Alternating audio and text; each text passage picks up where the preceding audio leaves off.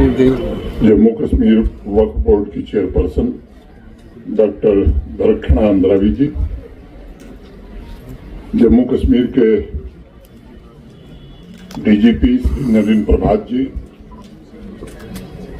श्री विजय विदुड़ी जी, श्री विधि कुमार वर्दी जी, जम्मू कश्मीर प्रशासन के सिविल और पुलिस एडमिनिस्ट्रेशन के हमारे सभी वरिष्ठ सहयोगी, यहाँ उपस्थित सभी अजीज आलिम, देवियों, सज्जनों और मित्रों,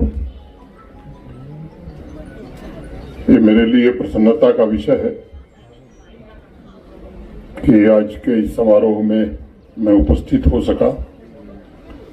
बात शुरू करने के पहले पहलगाम में 10 दहशतगर्दों की गोली से शहीद हुए 26 नागरिकों को पहले श्रद्धांजलि अर्पित करना चाहूंगा और ये भी कहना चाहूंगा कि पूरा जम्मू कश्मीर दहशतगर्दी के खिलाफ एकजुट होकर पूरी एकता, पूरी ताकत से खड़ा हुआ था और मुझे लगता है कि आज भी है। 22 अप्रैल को दहशतगर्दों ने भारत की रूह को लहूलुहान किया था और इस महीने के 6 और 7 मई की रात को ऑपरेशन सिंदूर के जरिए पाकिस्तान के भीतर मौजूद 9 आतंकवादी ठिकानों को 22 मिनट में ही ध्वस्त करके उन जख्मों के हिसाब को चुकता करने का प्रयास भी हुआ है। आज मुकद्दस हजरत बल श्राइन बोर्ड में गेस्ट हाउस की संगे बुनियाद रखकर मुझे अत्यंत गौरव की अनुभूति हो रही है। यह प्रोजेक्ट हजरत बल श्राइन में विभिन्न स्थानों से आने वाली श्रद्धालुओं के लिए एक बेहतर सुविधा मुहैया कराने की दिशा में एक अहम कदम होगा। इस जगह पैगंबर मोहम्मद साहब की रहमत बरस रही है और मैं समझता हूँ जम्मू कश्मीर वक्फ बोर्ड का यह प्रयास आवाम की खुशहाली बढ़ाने में एक किरदार अदा करेगा। मैं वक्फ बोर्ड के सभी माननीय सदस्यों, डॉक्टर अंद्रावी को बहुत बहुत मुबारकबाद देना चाहता हूं। मुझे ये भी विश्वास है कि इस गेस्ट हाउस का निर्माण तयशुदा तारीख में शायद मुमकिन हो जाएगा। मेरे पूर्व भी कई लोगों ने अपने विचार रखे हैं। कुरान की सूरह अन-निसा में मेल मिलाप, अमन और एकता की चर्चा बहुत की गई है। पैगंबर मोहम्मद साहब ने भी इस्लाम में अमन को सबसे बेहतर और सबसे बड़ी भलाई का दर्जा दिया था। मतलब है अमन और सुरक्षा। पैगंबर साहब भी स्वयं कहते रहे हैं कि ईश्वर स्वयं अमन है, अल्लाह का रास्ता अमन का रास्ता है और जन्नत कोई बाहर की जगह नहीं है बल्कि इंसानों के रहने की सबसे आदर्श आइडियल जगह है। कुरान में उसे दारुस्सलाम यानी अमन का घर कहा गया। सदियों से जम्मू कश्मीर की पहचान भी यही रही है, दारुस्सलाम की। लेकिन कुछ लोगों ने इस दारुल-इस्लाम को तबाह करने का काम किया और ये सच मैं समझता हूं कि आप में से अधिकांश लोग जानते हैं। पहलगाम हमले के बाद इस बात को कहते हुए लगता है कि हम ऐसी बातें दोहरा रहे हैं जो वर्तमान परिस्थितियों से मेल नहीं खाती है। जिस धरती को पैगंबर साहब का आशीर्वाद मिला, जहां बाबा अमरनाथ और माता वैष्णो देवी का वास हो रहा हो, वहां दहशतगर्दी चल सकती है। इस पर मुझे लगता है कि सबको विचार करना चाहिए। उस जगह पहलगाम जैसी बर्बर आतंकी घटना हो, मजहब पूछकर निर्दोष लोगों का खून बहाया जाए, एक विचारणीय प्रश्न है। मेरा मन इस तरह के अनेक प्रश्नों को लेकर व्यथित है और मैं जब इसका उत्तर ढूंढने जाता हूं तो बहुत सारी चीजें मुझे नजर आती हैं। एक बात तो स्पष्ट है कि आतंकी मुल्क पाकिस्तान दहशतगर्दों को लंबे समय से भेज रहा है। और हमारे यहां भी कुछ गिने चुने ऐसे लोग हैं जो डायरेक्टली या इनडायरेक्टली ऐसे तत्वों की मदद करते हैं। ये एक सच्चाई है जिसे स्वीकार करना चाहिए। पाकिस्तान सरकार और वहां की सेना के द्वारा भेजे गए आतंकवादियों को कहीं न कहीं तो खाद पानी मिल रहा है, कहीं दाना पानी भी मिल रहा है, कहीं न कहीं उन्हें मदद भी कुछ लोग पहुंचा रहे हैं। लेकिन ये भी हकीकत है कि पहलगाम की घटना के पश्चात आतंकी मुल्क पाकिस्तान के खिलाफ जिस तरह कश्मीर के लोग या पूरे जम्मू कश्मीर के लोग स्वतः, जिसे हम कहते हैं स्पॉन्टेनियस, सड़क पर निकल करके इसका विरोध किए, उसकी जितनी सराहना की जाए वो शायद कम होगी। लगभग मोटे तौर पर 5 साल मुझे भी होने जा रहा है, लेकिन अनेक बुजुर्गों से मेरी भेंट हुई है इन दौरान, और उनका कहना है कि ऐसा मंजर जम्मू कश्मीर में हमने कभी नहीं देखा था। कश्मीर घाटी के हर कोने से, हर घर से लोग स्वतः सड़कों पर उतरे, आतंकवाद के खिलाफ जोर से नारे लगे और पूरी वादी गूंज उठी। हफ्तों तक बच्चे, नौजवान, महिलाएं, बुजुर्ग दहशतगर्दों के खिलाफ बिना किसी के कहे स्वतः स्फूर्त प्रदर्शन कर रहे थे।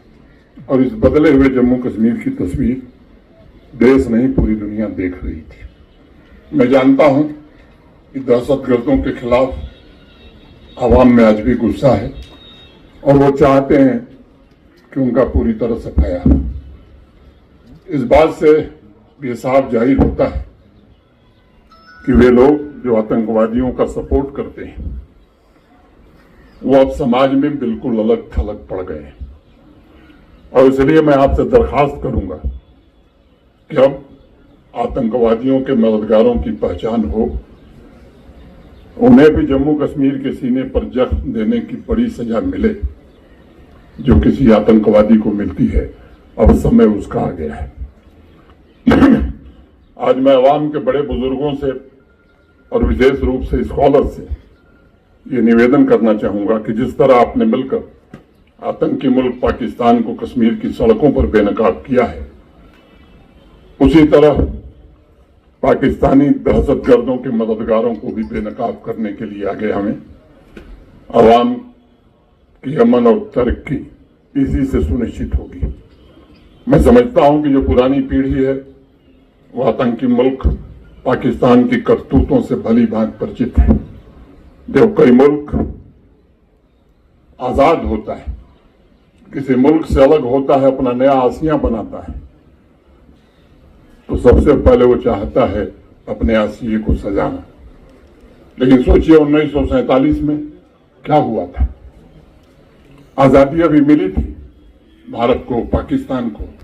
नया आसियाना मिलते ही अपने अवाम की भलाई, उसकी तरक्की और ख्वाहिशों को छोड़कर 3 महीने के अंदर जम्मू कश्मीर पर कबायलियों के नाम पर आक्रमण उसी दिन से शुरू हो गया।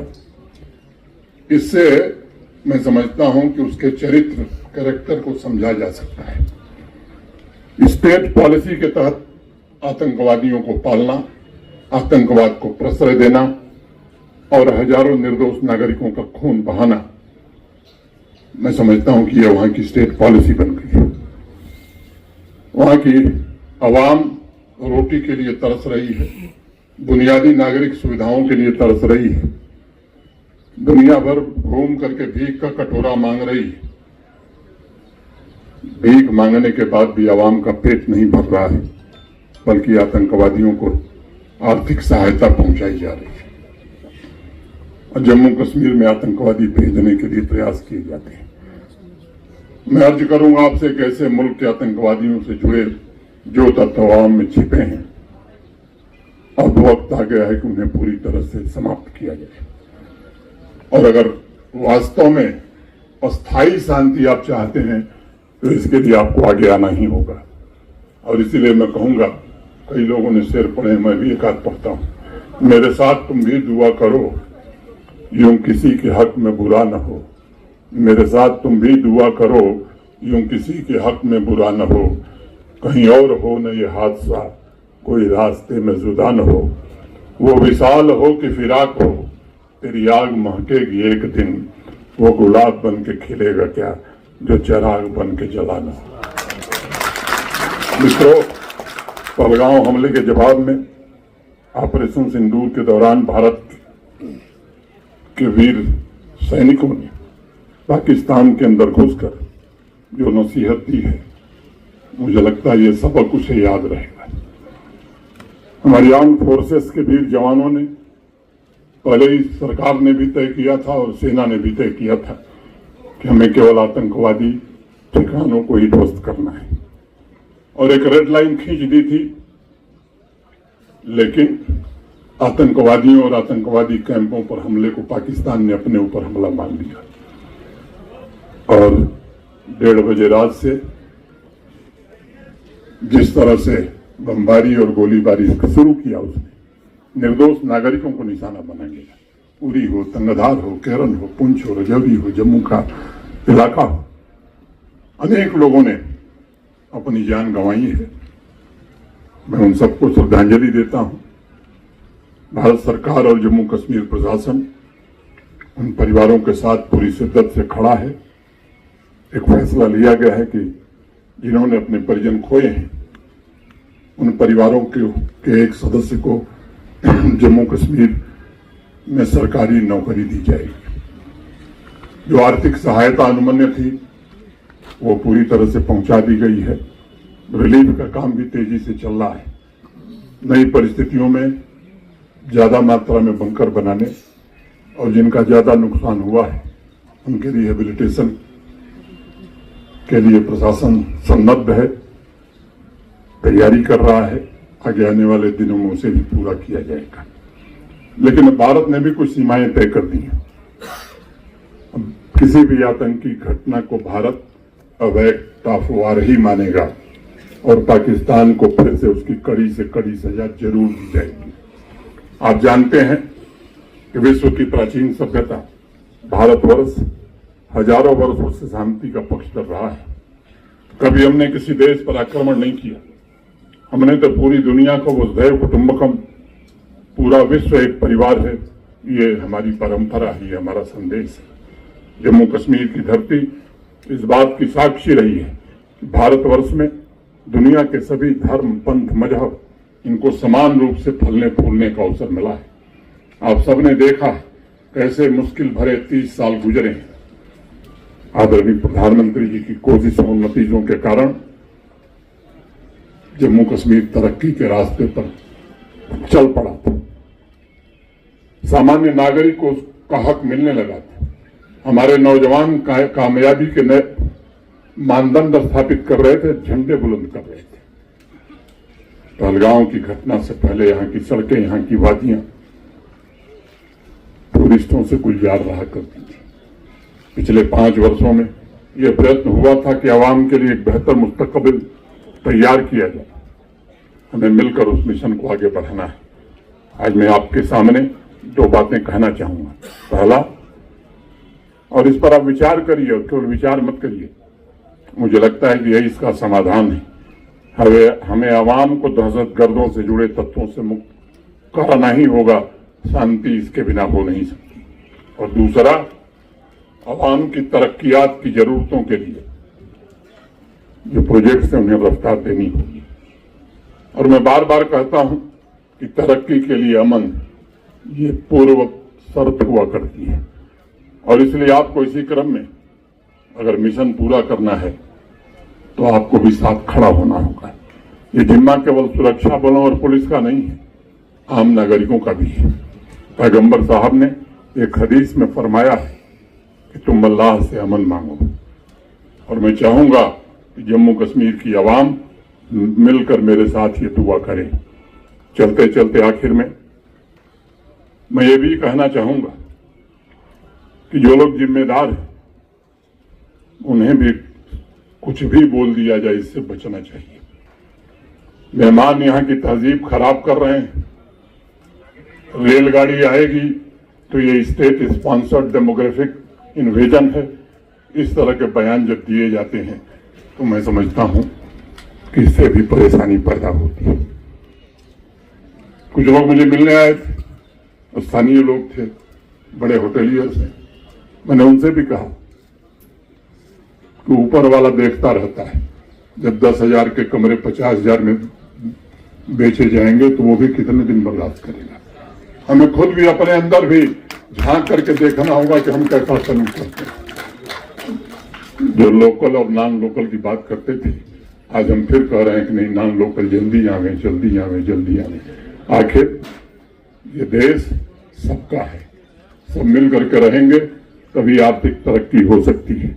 ऐसे शब्दों का प्रयोग यदि बंद नहीं होगा, यकीन मानिए शांति स्थापित होने वाली नहीं। पूरा भारत एक, चाहे श्रीनगर हो या फिर श्रीगोंदा हो, दोनों जगह सिर्फ भारतवासी हैं। इसलिए इस तरह के शब्दों का प्रयोग करना, आवाम में भेदभाव पैदा करना, इसकी मुखालफत होनी ही चाहिए। और खास तौर से जो लोग जिम्मेदार पदों पर या पदों पर रहे हैं, उनसे तो ये उम्मीद की जाती है कि वो मर्यादा का पालन करेंगे, एक भारत श्रेष्ठ भारत की स्पिरिट को प्रमोट करने में मदद करेंगे। अनेक वक्तव्य हमने सुने हैं, आपने भी सुने हैं पिछले 7-8 महीने, जिससे आवाम को बांटने की कोशिश हुई। कुछ ऐसे बयान आए हैं जो भाई भाई के बीच खाई पैदा करने वाले हैं, और ऐसे बयानों से आवाम के दुश्मनों का हौसला भी बढ़ता है, ये भी हमें ध्यान रखना चाहिए। इसलिए मेरा आग्रह होगा कि आज और अभी से जम्मू कश्मीर के भीतर अगर इस तरह की बातें लोग कह रहे हैं तो उसकी भी मुखालफत होनी चाहिए, चाहे वो कोई हो। और इसका उपयोग यदि बंद नहीं होगा तो शांति स्थापित नहीं होने वाली। हम सब भारतवासी हैं, आपसी भाईचारे एकता की ताकत से हमें जम्मू कश्मीर को तरक्की के शिखर पर पहुंचाने का संकल्प लेना चाहिए।